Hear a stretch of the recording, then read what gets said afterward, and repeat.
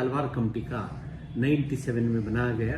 ये टाइम में एनएपी की तरफ से सारे फेडरेशन की देश भर से कोने कोने में तलवार जस्टिस तलवार पूरा देश को 2 साल घूमने के बाद उन्होंने सेटरन स्टेटस, पेंशन, प्रमोशन इत्यादि के रिकमेंडेशन सिफारिश करता है। बहुत अच्छा रिकमेंडेशन है।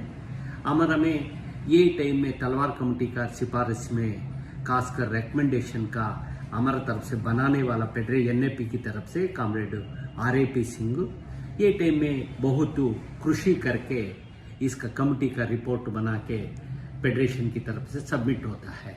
ये कमेटी आने के बाद तो ये टाइम में पेंशन में 610 रुपये ये टाइम में भारत सरकार में मिनिमम पेंशन 1210 रुपये होता है। ग्रामीण डाक सेवक के लिए जस्टिस तलवार ये टाइम इवन 4 घंटा 5 घंटा कर्मचारियों के लिए उन्होंने 610 रुपये मिनिमम पेंशन देने के लिए उन्होंने रिकमेंडेशन करता है।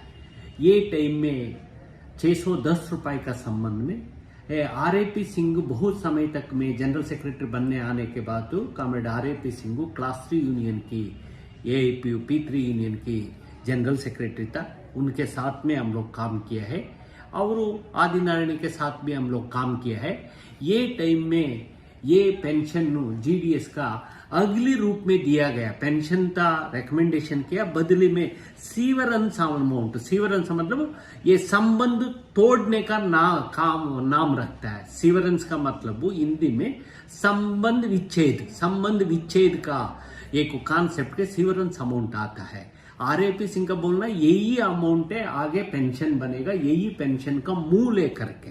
साथियों, आज भी ये सीवरेंस अमाउंट था।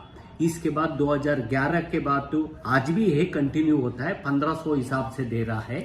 ये 2016 के बाद इसका 4000 रुपए किया है कमलेश चंद्र कमेटी ने। हमारा है ये कमलेश चंद्र कमेटी ने ये टाइम में भी 4000 रुपए दिया है। ये अमाउंट टू हमारा रिस्पेक्टिव ऑफ इसमें कोई शर्त होना नहीं। 2016 के बाद एक रेट, 2016 का पहले का रेट हमारा मांग है 2000 पहले से। कभी एग्जाम्पल मेरा 30 साल का पहले से सर्विस में आए हो तो मेरा 30 साल का भी 4000 रुपए कैलकुलेशन किए हो तो हमारा अमाउंट ज्यादा बनेगा। अमाउंट ज्यादा इवन कोई जगह में न्यू पेंशन स्कीम में मर्ज किया हो तो एसडीबीएस में पेंशन हो जाएगा।